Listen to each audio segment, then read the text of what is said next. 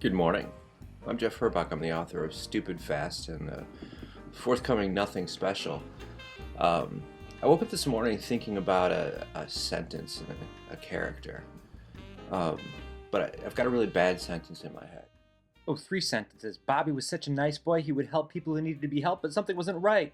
Bobby felt sad every day of his life. They're not good sentences because of these words. These words called abstractions that sort of summarize a notion like happy or sad, but don't tell you what happy or sad really means. This guy happy? Is this guy sad? Both? Those pictures were both of me, and I couldn't tell by looking at them if I was sad or happy. In good writing, you use concrete detail to let your reader know what sad or happy feels like. You let them know what helpful really means. It's about doing, characters and action. If you have a teacher who says, show don't tell, this is it. This is what they're talking about. You want to show happy. You want to show helpful. Let's do it. Let's look at the first two sentences. Nice and help. You got to put that into action. My nice character gets out of bed early, even though it hurts. He is out of there. He walks the country road, all the way up a hill, up to the old lady Mangum's house. Every morning he does this. And in the old lady's stone cabbage, he prepares her a breakfast of applewood smoked bacon and poached eggs.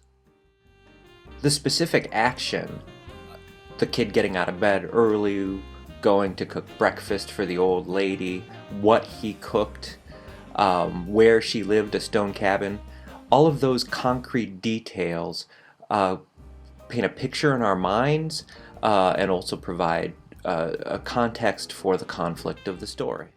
We see it in our mind, right? Every morning the boy woke up at 6 a.m. He'd walk up a hill through the woods to the old lady Mangum's house. Inside he'd make her a breakfast of applewood smoked bacon and sausage, and his parents were so proud of him. Is he nice? Is he helpful? Yes, but we have so much more information than what those abstractions, nice and helpful, can give. We know that he gets out of bed early. We know that he lives in the woods. We know that he knows how to make poached eggs. Where did he get that knowledge, huh? We learn so much more about the setting and the character by putting in these concrete details. Pretty cool. Now let's do something with that second half. What was it? Oh yeah, but something wasn't right. Bobby felt sad every day of his life these days. Lame.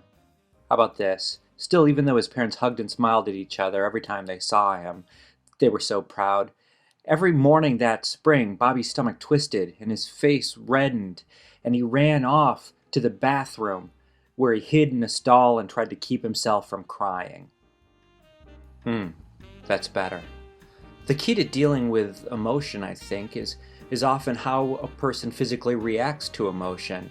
If you can communicate that on the page, the stomach hurting, the face reddening, maybe getting dizzy, sweating, how the emotion really feels, your reader will sink into the dream of feeling that emotion with your character.